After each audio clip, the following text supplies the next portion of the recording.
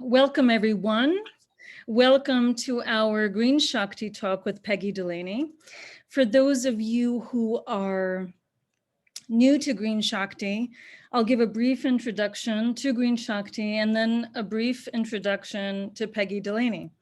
So Green Shakti is a nonprofit environmental program founded by Sri Shakti Amma in 1996 in Piram in South India. And it grows and plants trees. Over 1.8 million to date, manages 2 tons of waste each day with its zero waste management program, educates local school kids about Mother Earth and so much more. Most importantly, really, it is a collective and it is committed to deepening the relationship between people and nature. So I want to say that today's Green Shakti talk is by donation. As many of us are aware, India is in profound crisis at the moment, and we are dedicating all of our donations for today's talk to Annadanam. The literal translation of Annadanam is food offering or giving a meal. And in temples around India, it is absolutely customary that food is offered at no charge to devotees or guests who are visiting the temple. But the temple complex is now closed due to mandatory lockdown, and the hospital, the Srinarayani hospital, is absolutely overflowing with need. And the ashram guest house has even been converted for COVID beds. So despite this, Srinarayani Piram is offering 1,500 food packages per day at the gates of the temple and in the surrounding villages of Tirumala Kodai in the region of Vellore. So this is just an opportunity for us to open our hearts and give what we can. We can be empowered in our giving, no matter the amount. You know, every donation helps feed another living being. And we all know that this international crisis is really a test for mankind. And there has been a lot of giving this past year, and there is fatigue and there is struggle. And we are being pushed beyond capacity. But if there's ever a time to give, it feels like now is the time to give. I know that yesterday, India recorded its highest daily coronavirus death toll and the first to register over 400,000 new cases of coronavirus. So it's overwhelming. But as Sri Shakti Amma says, utilize any opportunity for service and you will feel joy, because it automatically creates good energy. And that is the energy that we want to create. That is the energy of peace and love in this world. We're going to put all the donation links in the chat box. So today, I have the distinct pleasure of introducing Peggy Dulany, an incredible leader and philanthropist and a good friend to Green Shakti. Peggy Dulany is chair and founder of Synergos, a global organization helping solve complex issues around the world by advancing bridging leadership, which builds trust and collective action. We'll talk a little bit more with Peggy on what bridging leadership means. Peggy founded Synergos in 1986 to promote trust and collaboration among grassroots groups and government or business leaders and organizations, people who otherwise would not have access to each other, so that they can develop long-term relationships and forge new paths in overcoming poverty. In 2001, she co-founded Synergos' Global Philanthropist Circle with her father, David Rockefeller, to support philanthropic families in using this approach. And I'm really excited to talk about what this means. Her career is incredibly diverse. We will put a link in the chat box because her resume goes on and on. I just want to add a little bit more, so bear with me. Peggy has sat on over 30 nonprofit and corporate boards, including Stone Barns Center for Food and Agriculture, which is, as I said to Peggy earlier, one of my favorite retreats, not too far from New York City, the Rockefeller Brothers Fund and the Africa America Institute, among others. She runs 2 socially responsible businesses, a grass-fed beef and guest ranch in Montana, and ecotourism operation in Namibia.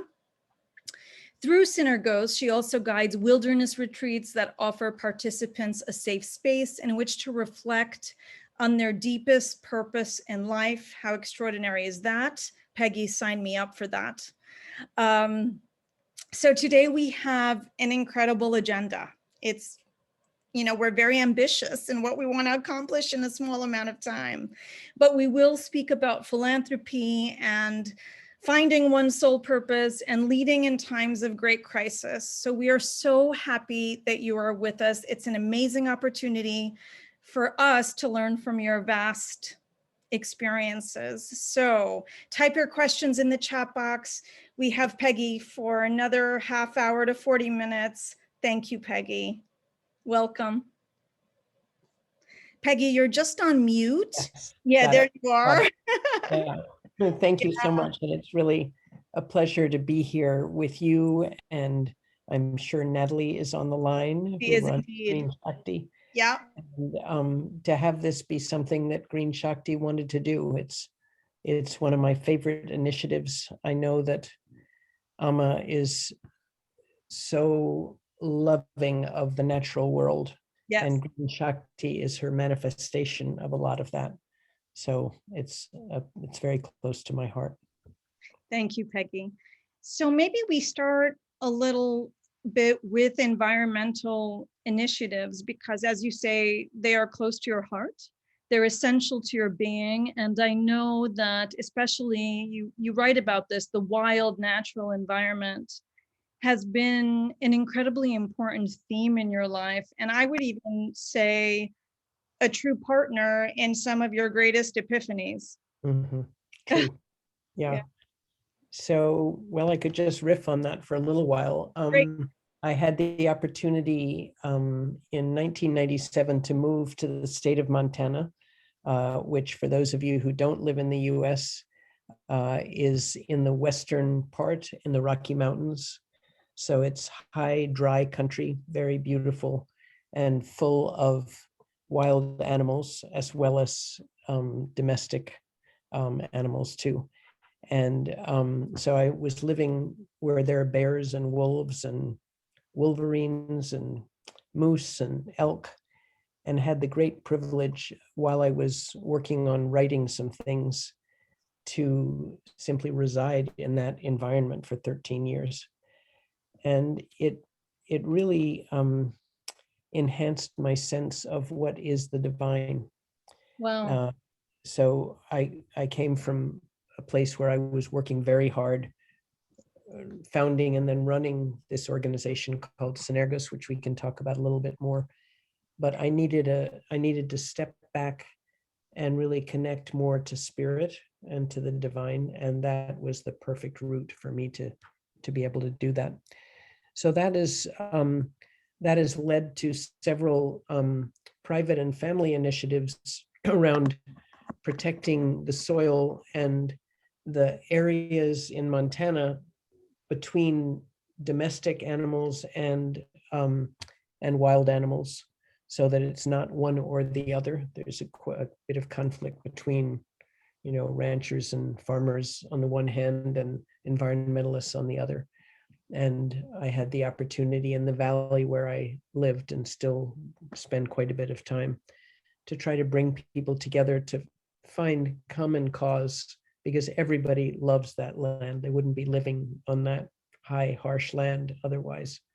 And then with my family on a farm that my mother started a number of years ago in upstate New York, where we converted from a commercial grain operation to first organic and then now biodynamic, and are doing research on how managing the soil well can sequester carbon in the soil rather than emit carbon. So a lot of this, which is related, of course, to climate, is about how can we manage our lives, but also the land that we steward in ways that will sequester carbon. So those are two things. And then with my father in 2001, we founded Stone Barn Center for Food and Agriculture, which is a teaching and research and practice organization. It is a farm using all kinds of principles that are good for farmers and for farming. And it also now is becoming more of a communicator about how we can do this in our lives. So last year under COVID, for example, there was a program in which I think it was something like 4,000 cooks and non-cooks started very small, like 3 meter by 2 meter kitchen gardens, and were given lessons each week online about how to plant, how to grow the vegetables organically, etc. So it's a way of really finding out what the best ways of growing and harvesting and eating the healthiest food. So those are the particular things. I guess the only other thing I would mention is that the Global Philanthropist Circle has different interest groups that people sign up for. And one of the biggest ones is on climate. And a second one is on regenerative agriculture. So those are two top of the list priorities of things that the philanthropic families that join the Global Philanthropist Circle are concerned about, with obviously good reason. Yeah. So, and I'd love to talk about that a little bit more, but before we jump into the giving circle, I'd love for you to walk us through Synergos. Mm-hmm. Tell us a little bit about why you founded Synergos and its philanthropic model. You talk a lot about its approach as cultivating, bridging leadership, right? And the importance of building trust. So walk us through that model. It's unusual.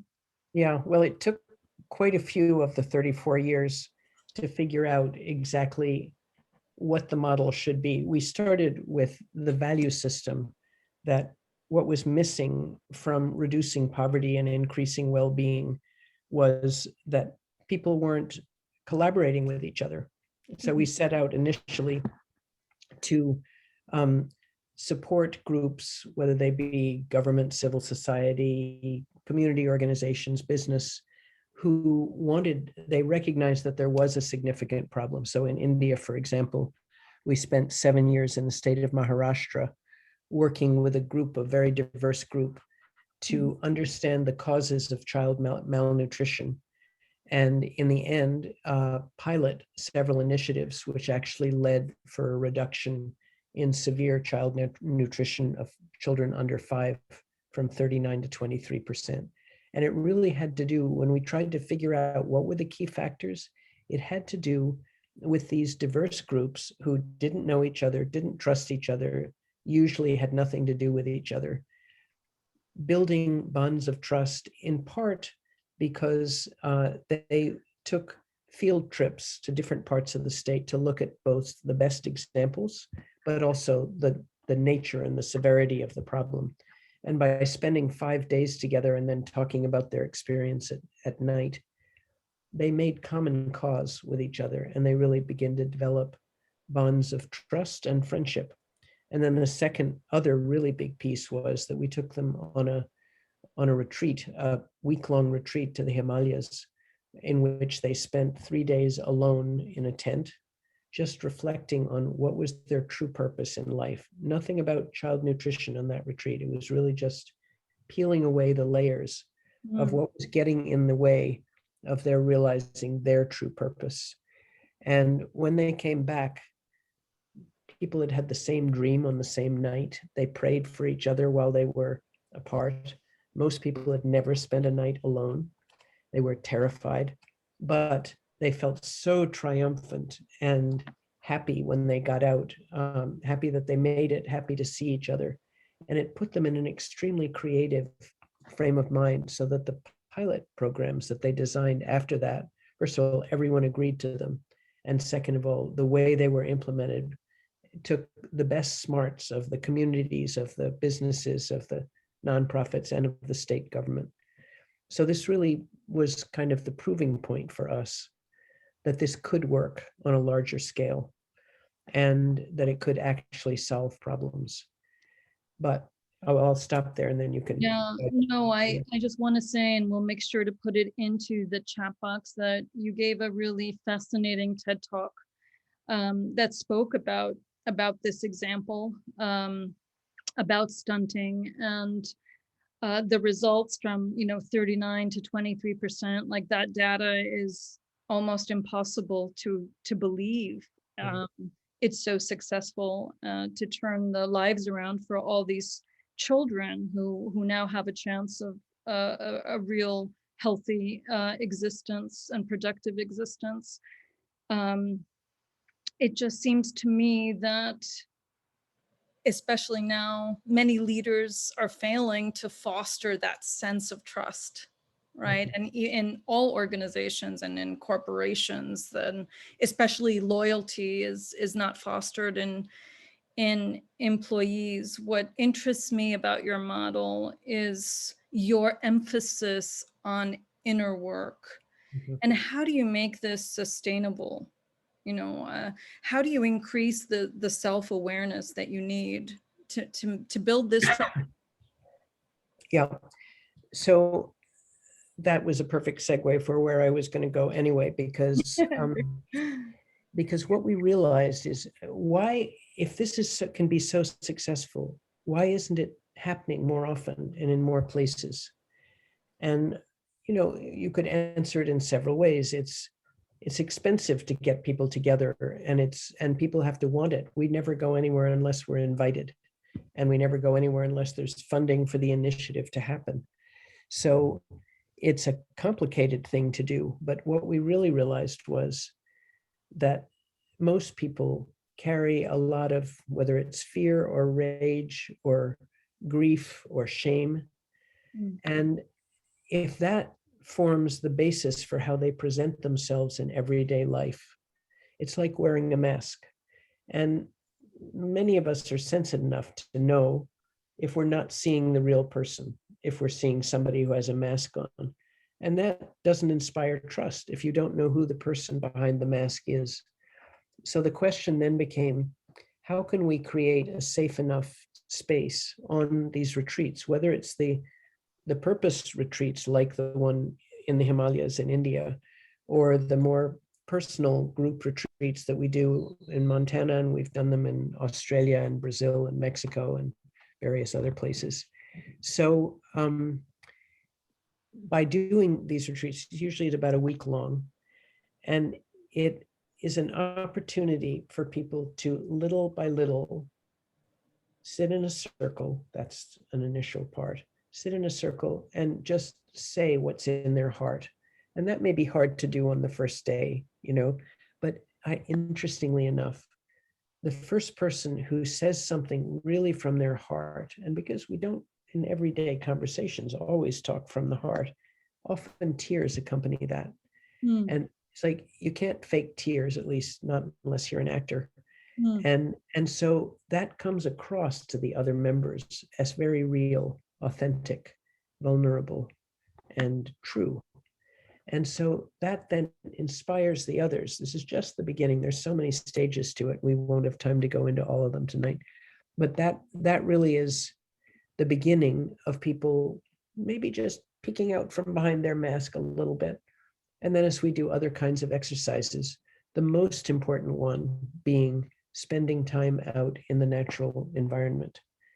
Because, first of all, the beauty, even if it's a single tree in an urban environment or a little community garden, the connection that one can feel, that one can generate if one goes out open to it, is amazing. And it actually can kind of mirror back to one what maybe the issues that have been under the surface have been, whether it's fear, shame, whatever. And somehow our earth is our mother, and it is loving and safe. Other things like hurricanes and typhoons and all of that apart, but I mean, fundamentally, we get our nurturing, our food, our nourishment from the earth, our shelter, everything. And so once we can feel that, that in itself generates a sense of safety, which can be elaborated by the group itself. And then people feel a sense of belonging. And then instead of maybe being defensive and judgmental, they become more curious. And that can inspire in creativity, for example. And then once you're really out of the monkey mind brain, then you can be in the flow, which allows you to both see yourself better, see other people more effectively, and open the heart, feel love, feel gratitude, feel compassion for others, and be less defended and internal. And that's when the trust is built and it gets to the point of what I call serving with love. Because I believe that all of us, when we can diminish, and we never get rid of these internal things, but when we can witness our issues rather than live them, then we're much better able to witness other people. They see that we're really listening to them. They can trust us better.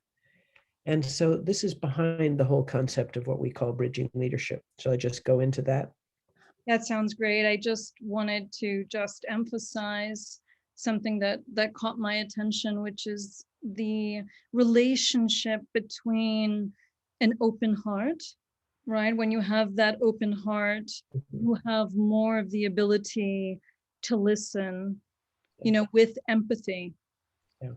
which then leads to the likelihood of the trust that we're trying to achieve. Yeah, the trust and the love and Yeah. the wanting to serve. Yeah, so what we began to realize, there's some people who are kind of natural, what we call bridging leaders. That is to say, they can reach out across divides, they can convene people of different beliefs and hold their credibility, even if they're close to this person over here and this person over there, and the two disagree. So a lot of those people who have that naturally either were not terribly traumatized or who have grown from their trauma to get to that place of forgiveness and open-heartedness and compassion for others as well as for themselves. And we actually first witnessed this. We were working with community foundations around the world to help strengthen community foundations. That was our first foray into philanthropy. And the people who gravitated toward those foundations, because they were wanting to serve the people in communities, but often they were from influential families or sectors or whatever. So they had kind of one foot in different arenas. And they'd already experienced the pleasure, I would say, of being able to reach out and bring people together. So there are other things, taking a systemic approach to diagnosing the problem, being inclusive, so that you're not just talking to the experts, you're also talking to the communities that are affected by the problems. Those are the trainings that we do when we do workshops to train people to become bridging leaders. But so much of it has to do with having done the inner work, connection to the land, connection to spirit, to the divine, and to oneself.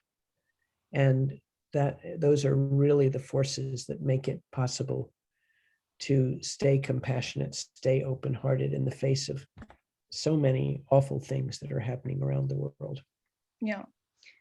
Peggy, let me ask you, so you founded Synergos, and then how did the idea of the Global Philanthropist Circle arise? Yeah. And what have you achieved with it? Yeah. Well, and it's 20 years old this year, so we're celebrating. That's a big milestone. Yeah. Talking to people around the world, because we've always worked in many different countries, and mostly we'd been talking with people involved in development or government people or business people. But we began to realize that a lot of the initiatives, the good initiatives that like NGOs are doing, or community organizations, or even business philanthropic initiatives, in those days, there weren't so many that were focusing on what was kind of this missing link of developing leaders who could bring people together, and recognizing that if people didn't start working together, rather than at cross purposes, the problems were not going to get sustainably solved. So that's when we began focusing on that. And then we began realizing that most of the philanthropists we came across were also not focusing on the need for that.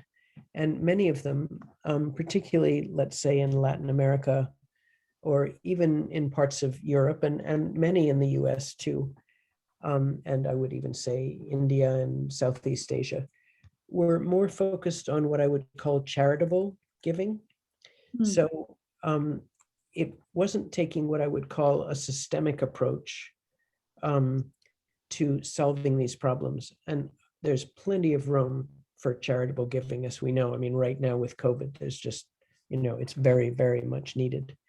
But to get to the root of the problems, I think you need a more systemic approach and a more collaborative approach.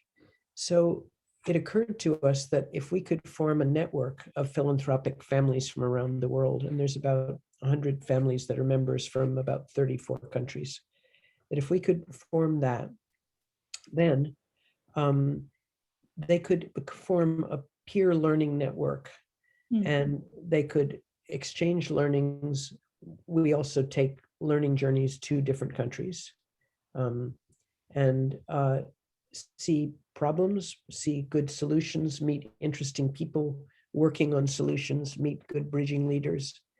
And so that was the reason for it, and that's what we did.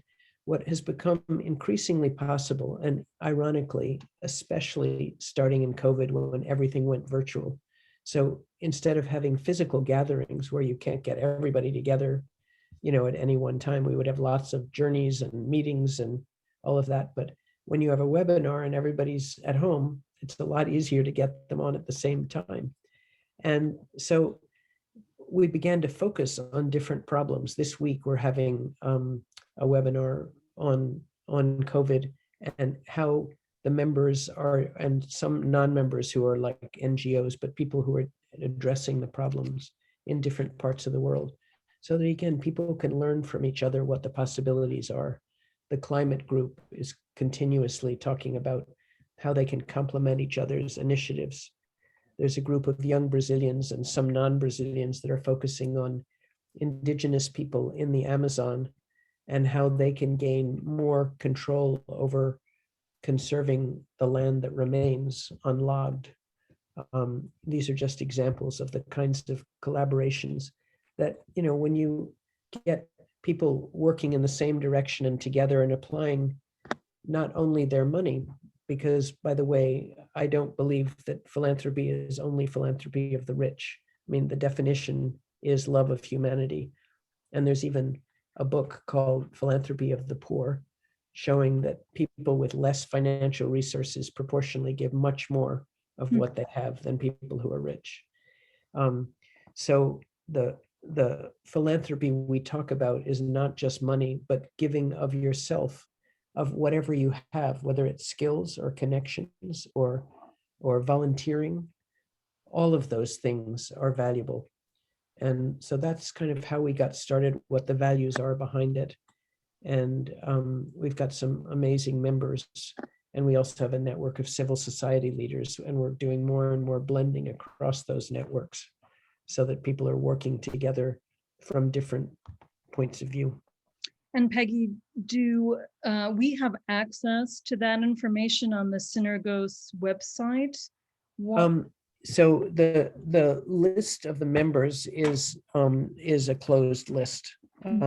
It's actually, the Global Philanthropist Circle is a solicitation-free zone, because you can imagine if everybody has their pet project, and if all they did was go around asking the other members to support their project, it wouldn't build the kind of trust that we've been trying to build. But increasingly, as we have webinars that are not only for Global Philanthropist Circle members, but other people interested in a particular problem, and you can go on the website and find out about them and sign up for them, then you get more of a mix and match. And we're finding that's very enriching. So we made the bold move to include discovering your soul purpose in this talk, because we titled this talk "A Life of Philanthropy and Purpose." And in your article on building trust works, you speak very honestly about your soul's purpose. Can you tell us what it is? Sure. Maybe I'll just say why I think it's important to find one's soul purpose first. Perfect. It, you know, when we're children, our imagination is infinite, and we can want to be anything, you know. But as we get older and we go to school, or we have to go to work, and we have to earn a living, and maybe our parents are telling us we need to be this rather than that we had imagined, we begin to kind of shrink ourselves. And so whatever that infinite imagination that we were born with, and that sense of purpose that I do believe we are born, our soul is born into this body to do something in this life, it kind of gets shifted to one side in many people, or shrunk. And so the retreats, part of the reason for the retreats is to help people peel away the layers, if only initially in their imagination. Because, if you're 30 or 40 or 60, you've already got a pretty structured life. And it may not be possible, even if you can rediscover what that purpose was, it may not be possible to completely give up everything and just go for it.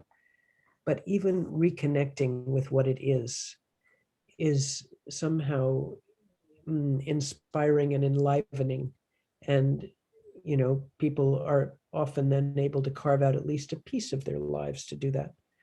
So in my own case, I really had no words for this beforehand, but the part of the retreat is that you fast for 3 or 4 days, and you don't bring any toys, no camera, no books, you just bring a tiny little notebook. And as you meditate and pray, you're praying, you're meditating to reveal to you what your soul's purpose is. And what I realized, and it took me a long time to even understand the original words, which are no longer the ones that I use because they were very confusing, is that and to me anyway, and I think to other people, that my purpose really is to help create the safe spaces in which people can connect to their full self. And I'm particularly interested in the masculine and feminine aspects of ourselves, because I believe we have both. But very often, whether societally or familially, those get skewed one way or another. You can see the unhealthy masculine as it takes place in the world at large, with people grabbing for power or being greedy or whatever. And you can see the unhealthy feminine, whether it's in becoming subservient and just giving up or giving in, or becoming very mean and aggressive and hostile against those who the feminine might have perceived is suppressing them. And so to recover the healthy aspects of both, so that we can have the courage and the proactiveness of the masculine, and we can have the nurturing and the propensity to convene, to bring together, of the feminine. Of course, there are many other qualities of both. And through that, become our fullest self. And through that, then be able to realize more fully the purpose for which we were born. That's beautifully put. I know you touched a little bit about fear, and that's something that you have addressed, and you've also addressed anxiety. And when you did this retreat, from what I understand, and correct me, Peggy, if I'm wrong, you were around 50 when you went, which became really this turning point. And this idea of shrinking ourselves feels really paramount as something that one needs to overcome in life. I just wanted to share what I think is this incredibly beautiful quote by you. I had no intuitive or generous voice to offer to the world because of strict boundaries related to fear. But the process that I engaged in led to a shift, which inspired the creation of retreats into the wilderness, which I also had the opportunity for when I moved to Montana in the wilderness. I wanted to create a similar effect for others. Not that this was easy. In fact, to today, that harsh voice still follows me, and I need to engage regularly in practices to soften it. Practices like meditation or yoga, deep breathing, moving my body, being outside. So what I am on is a path, not a destination, and it is a way of getting there, and it is a daily practice. So I wanted to share that quote with everyone because I think all of us are searching for those daily practices and fine-tuning, constantly honing what our purpose is in the world. And like you said, we are all born into this body and all have what to do in this world and how to benefit society. So maybe we can start some questions. People are already writing a few questions in the chat box that we'll get to, but maybe we start off with some of your personal practices, Peggy, and how you center yourself in order to facilitate your soul's purpose. Thank you. So, I was just reading the question that was in the question and answer, so I can probably bring that in. Sure.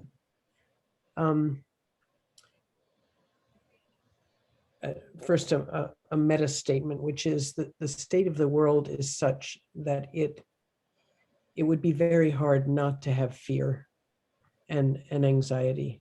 And I can certainly speak for the US, but I suspect that it's the case in most parts of the world, that the crises that are happening, whether they're political or climatic or health-wise or related to poverty or migration or conflicts, it tends to generate that kind of fear. And so it is literally a daily practice to counteract it.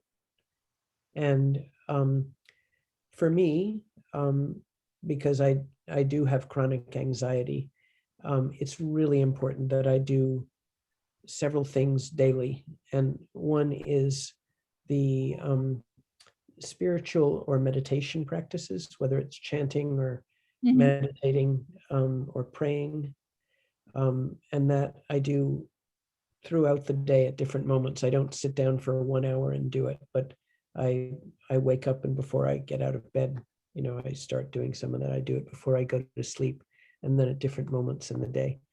But it's also biologically, unless you move the body, it's very difficult to move the kind of energy that fear or rage or shame or grief inflicts on the body.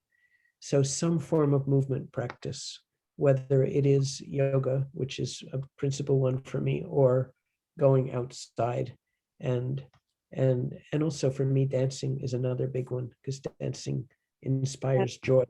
Yes. And, ideally, to do some kind of physical practice that will get the heart rate up, and because that then produces, now we're talking scientific, produces endorphins, which are the natural tranquilizers which can help calm us down.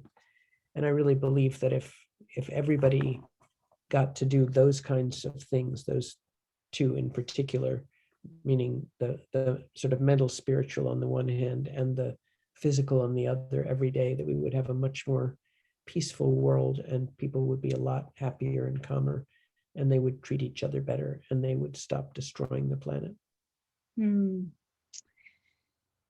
So amidst this unprecedented global crisis, what keeps you up at night? Mm. So many things.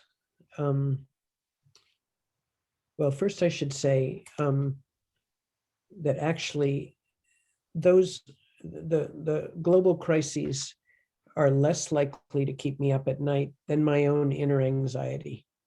Um, which is not to say that I don't feel, when I turn on the news and see what's happening, that I don't feel that and that I don't hold that in my body. But, climate is certainly one, but also injustice, inequity is just for me a huge one.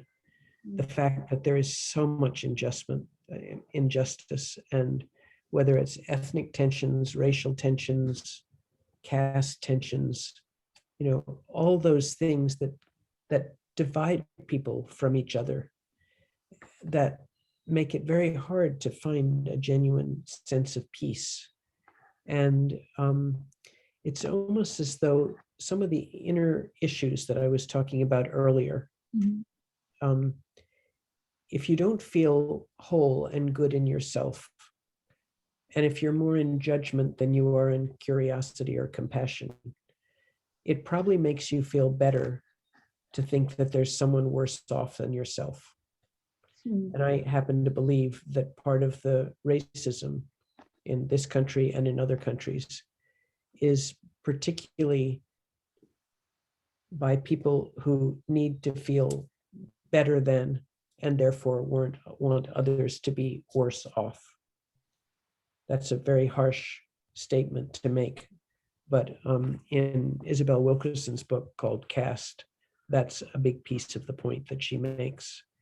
And until we can begin to undo whatever it is that's making those prejudiced people feel that way, so judgmental, so racist, so negative toward others, it's not going to go away. The attitude will still be there even if the laws are changed. So it's a huge, huge transformation that is needed in the world. And it's needed on a spiritual level, on a legal level, on an economic level. So those are the questions that sometimes keep me awake. How can we do this? How can we get these things that I'm talking about, the bridging leadership and the convening and the partnerships and the inner work, how can that spread so that it gets to more and more people in more and more parts of the world? Do you feel overwhelmed by the responsibility? I think I used to more than I do now, for the following reason, that we can each only do what we can do. And I think, growing up in a wealthy family in a wealthy country, I suffered from a lot of guilt. How could this be that I have all these privileges that other people don't? And actually, for a good part of my life, I I would not permit myself, for example, to compete for a prize or, you know, anything like that, because I thought I'm so privileged that I shouldn't even try because it might take it away from someone else. And at a certain point, a book came out called Small Futures by somebody who I later got to know, which looked at the education system in the US and tracked success, people's success in life. And it had so much more to do with the community you grew up in and the level of poverty and disadvantagedness than it did academic performance. Mm. So that made me realize that actually created the whole underpinning of my philosophy of Synergos, because by depriving myself, I wasn't going to be using all of the assets that I could put to work, the connections that I could have, the privileged education that I had, the influence that potentially I could bring to bear, as well as the financial resources. So instead, I began taking the attitude of, let's just apply what I can do. I'm not omnipotent. I can't do everything. So this is my contribution to the world, is this philosophy and the way of trying to carry it out and the way of trying to spread that word to more and more people. I think a great leader has to have a lot of hope And a great philanthropist has to have a lot of hope and share that hope for the world. Yeah. What keeps you hopeful? The beauty of the human spirit. I mean, fundamentally, when you see the numbers of people who are willing to serve, Mm, willing to act with compassion, even more compassion than empathy, because empathy, you can fall into the other person's shoes. Compassion, you hold your own sense of self and boundaries, but you use all of your assets to try to make situations better. And with regard to the question that was written in the question and answer, I totally agree with Amma that, you know, everyone deserves the kind of beauty and rejuvenation, restoration that is possible in the confines of what they live with. And to the extent that they then also have a desire to serve or to contribute financially or otherwise to the best of their ability, it's just like what I said about myself. Then you're doing what you can do, and you're not spending a lot of your energy beating yourself up for not being able to do more than you can actually do.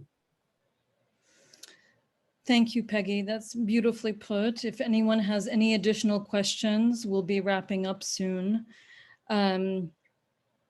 Talk to us, Peggy, about the importance of gratitude. I feel like that can't be stressed enough. What is your view on gratitude? I learned a big lesson from my favorite uncle who died when he was 94. And he became more and more spiritual the older he got. And one day he said, you know, every day when I wake up, before I get out of bed, I think of 3 things that I'm grateful for today. And I just dwell on that. And to me, gratitude is such a path to opening the heart and keeping the heart open. And once the heart is open, then one is in a position of giving of oneself just because naturally you want to. If you're feeling grateful for what you have, and I'm not talking about material things, you know, it could be a beautiful sunset, or it could be, you know, growing something in your garden that is nourishing, or anything, a friendship, that then enables us to be more likely to want to give back in whatever way we can. So I'm a big fan of gratitude, and I feel so wonderful when I'm in a state of gratitude. Peggy, give us your last few words of advice to all of the philanthropists and budding philanthropists and all of us who see what's happening all over the world, and for many of us in India at the moment. And we want to act, and we want to participate, and we want to help feed people. What are your words of advice to all of us? Can you be a little bit more specific? So as we open our hearts, Mhm. as we identify our purposes, right? As we want to give back to the world, and let's say to India specifically at this particular moment, because that country is suffering so much. What are your words of wisdom to keep us on this path of giving, of hope, of Mm. participation, and to avoid the pitfalls of overwhelm, fatigue Yeah, that yeah, comes with just the times, yeah, just comes with the news? yeah. Well, I come back to the daily personal practices, Great. because we're not going to be able, even the group of us devotees of Amma, or whatever group you want to say you're part of, isn't going to be big enough to solve it all. So in order to stay in gratitude, in order to stay with our hearts open, or to come back to it when our hearts close because we are in fear or shame or whatever, because that will always happen. Our brains are perfect vehicles for regenerating all the traumas we suffered at different times in our lives, and either judging ourselves with it or feeling like failures or whatever. So it's coming back to the commitment to practice, the commitment to connecting with the earth, and with each other. I mean, friendship is so important in this too. And that may be with animals, it's not only human friendship, it may be with trees. But those are the things that restore me on a daily basis, and bring me back into gratitude and back into love and back into wanting to serve with love. Thank you so much, Peggy. This was a wonderful time spent. Sonia. All of the links are in the chat box. We have learned so much and will continue to learn so much from Peggy and all of Peggy's initiatives. And I think what we can say is that we need to stay curious and stay compassionate, listen to one another, remain courageous, and don't shrink. So thank you so much, Peggy. A lot of love coming your way in the chat box and a lot of appreciation for your time. I can feel it. Thank you. And if anybody wants to learn more, www.synergos, synergos.org is our website. So, thank you. Thank you, Peggy. Stay well. Thank good morning, you. good night. Your heart. Whatever time frame you're on, everybody. Yes, they're from all over the world. So thank you, Peggy. Looking forward to the next time. Sending you love and appreciation.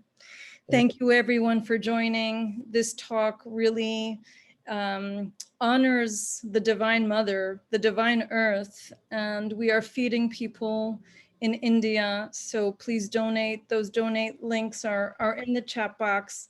Let's help our beloved country. Thank you, everyone. Thank you, Peggy. Bye-bye. Bye.